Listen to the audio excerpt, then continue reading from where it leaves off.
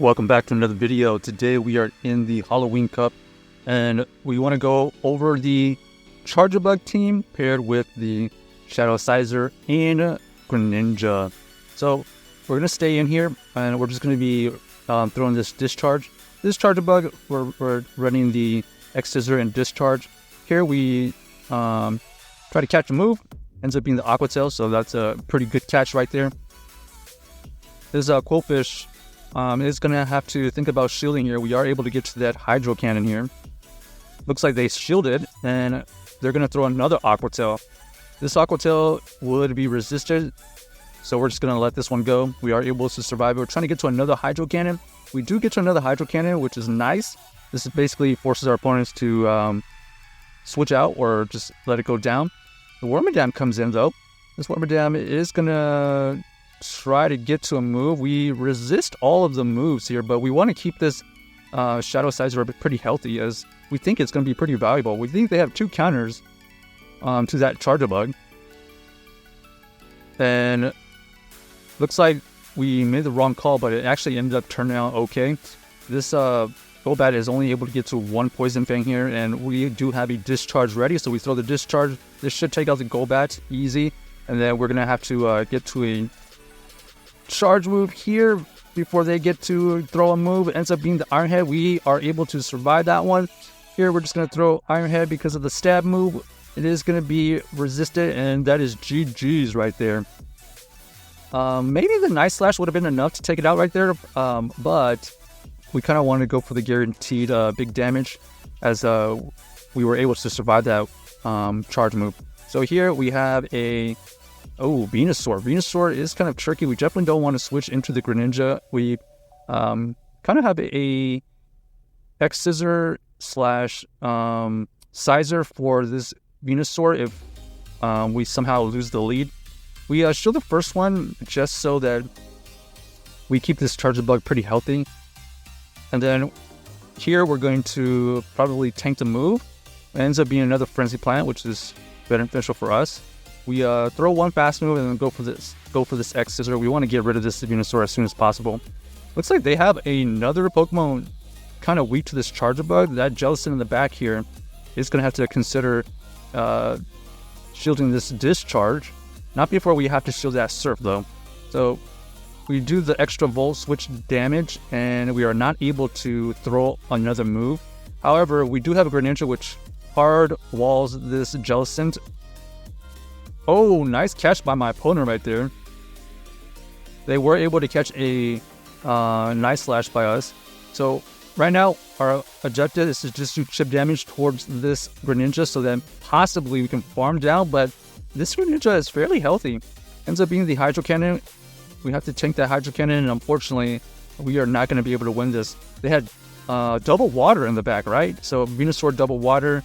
Unfortunate for us, we needed the Charjabug for the backline. Alright, next game here. Let's see what we're going to use. Charjabug versus the Drapion. This Drapion here, probably running at least Crunch. We don't know if it's Aqua Tail or Sludge Bomb. So we're just going to let this first... Actually, it could potentially run Fell Stinger as well. So Fell Stinger bait shows us that they potentially could have Fell Stinger and Crunch. So they go for another Fell Stinger. I guess they're just trying to boost up their attack to the max. Here we run into the Heracross. This Heracross is going to be able to throw a Rock Blast. We're going to throw this Iron Head here because we think we only get to 1 move anyways. So that's either a big shield or big damage. And at this point, I think we're going to come in with our Charjabug here. This Charjabug is able to resist the counters coming through. And then we just throw the Discharge to make sure we get rid of it. This Crunch here does take out the Charjabug, which is really unfortunate because now this Shadow Drapion has just a ton of energy going around. So it looks like they have Greninja in the back as well. This Greninja, unfortunately, is going to be able to survive that Hydro Cannon. They go for the Night Slash bait. We have to go for this Hydro Cannon immediately, as their Greninja was about to get to a Hydro Cannon as well. Luckily for us, Greninja is super spammy. We are able to get to another Hydro Cannon, and we are able to take out that Drapion just in time before they get to another move. So GG's to our opponent. Next, let's see. We have an interesting team right here, as the Charjabug is gonna be taking super effective fire spins here. This is actually a core breaker for our team, as I was gonna say. Charjabug not looking forward to any fire types, and we do have a Shadow Scizor in the back as well, so we don't want to switch out. We're just going to allow this to go through. We only have this Greninja to kind of take advantage of this, so we're going to over farm here. We pretty much can wall any of these moves. We're going to allow them to switch out, and we're going to throw a Hydro Cannon. This Hydro Cannon gets shielded, but unfortunately for us, it's a Escavalier in the back. Escavalier in the back, also bad for our 2 backline Pokemon. We have to shield here. It ends up being the Aerial Ace. We're trying to get to another Night Slash. Will we be able to get to it? No. Unfortunately, we're not able to get to it. We are going to get taken out by that Aerial Ace. But we're going to try to farm down with this Greninja. And they end up having, what is that, Golisopod? I actually didn't see. If it's Golisopod, that's just a unfortunate situation. We're not going to be able to win that. So GG's to our opponent right there. Able to kind of have a lot of core breakers for our entire team, to be honest. But the Greninja / Charjabug core still is okay. Here we are met with the Roserade. This Roserade does have fire charge moves, but it's we're resisting the fast moves. So this is a matter of who can get to their charge moves faster. Luckily, we are able to get to another Night Slash here. Forces out the second shield from our opponent.